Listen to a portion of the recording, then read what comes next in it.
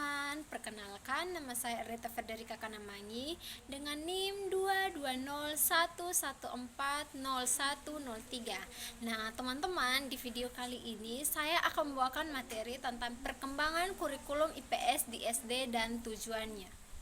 Nah, teman-teman, kita harus mengetahui apa yang dimaksud dengan ilmu pengetahuan sosial.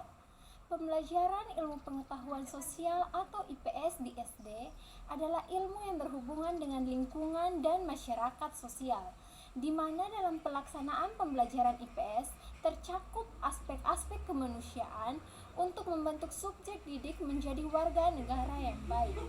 Dari pengertian yang telah dijelaskan, timbullah satu pertanyaan, bagaimana perkembangan kurikulum IPS di SD? Perkembangan kurikulum IPS di SD dimulai dari tahun 1975, yang dimana unsur pendidikan kewarganegaraan dalam IPS mulai dipisahkan dan dijadikan bidang studi tersendiri dengan nama Pendidikan Moral Pancasila atau biasa disingkat PMP. Dalam kurikulum 1994 antara IPS dan PMP tetap terpisah, hanya PMP mengalami perubahan nama menjadi Pendidikan Pancasila dan Kewarganegaraan atau PIPS.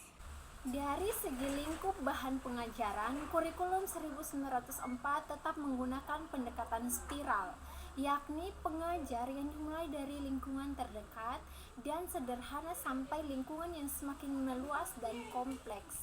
Yang pada dasarnya penekanan ini diterapkan pada kurikulum 1994, 1968, 1975, dan 1986. Kurikulum Ilmu Pengetahuan Sosial IPS Sekolah Dasar tahun 2006 yang ditetapkan berdasarkan Keputusan Menteri Pendidikan Nasional RI nomor 22 tahun 2006 tanggal 23 Mei 2006 mempunyai karakteristik tersendiri karena kurikulum IPS yang mulai berlaku tahun ajaran 2006 tidak menganut istilah pokok bahasan, namun cukup simpel, yakni standar kompetensi dan kompetensi dasar.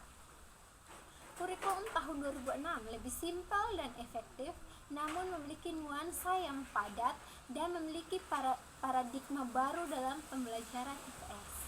Selanjutnya dalam kurikulum 2013, hadirnya pembelajaran tematik integratif yang terpusat pada siswa diharapkan peserta didik dapat aktif, kreatif, berpikir kritis, bekerja sama, dan berkompetensi dalam kancah global.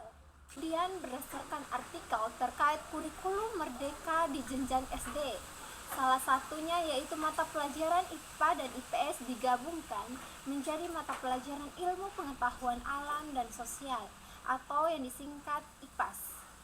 Dengan harapan dapat memicu anak untuk dapat mengelola lingkungan alam dan sosial dalam satu kesatuan. Tujuan dari pembelajaran IPAS ini adalah mengembangkan ketertarikan serta rasa ingin tahu, berperan aktif, mengembangkan keterampilan inquiry, mengerti diri sendiri dan lingkungannya, dan mengembangkan pengetahuan dan pemahaman akan konsep IPAS. Nah, teman-teman, salah satu contoh dari penggabungan IPAS ini ialah dalam studi tentang dampak perubahan iklim. Misalkan dalam IPA digunakan untuk memahami perubahan iklim seperti peningkatan suhu global, polusi udara, dan efek rumah kaca. Nah, sementara di ilmu sosial digunakan memahami bagaimana perubahan iklim ini memengaruhi masyarakat, ekonomi, dan kebijakan publik. Kurikulum 2013 untuk tingkat SD menyatakan bahwa pengetahuan sosial, sebutan IPS dalam kurikulum 2013, bertujuan untuk yang pertama mengajarkan konsep-konsep dasar sosiologi, geografi, ekonomi, sejarah, dan kewarganegaraan, pedagogis, dan psikologis. Yang kedua, mengembangkan kemampuan berpikir kritis dan kreatif, inquiry, memecahkan masalah, dan keterampilan sosial. Yang ketiga, membangun komitmen dan kesadaran terhadap nilai-nilai sosial dan kemanusiaan. Dan yang keempat, meningkatkan kemampuan bekerja sama dan berkompetisi dalam masyarakat yang majemuk, baik secara nasional maupun global. Nah, sekian penjelasan dari saya terkait perkembangan kurikulum IPS di SD dan tujuannya.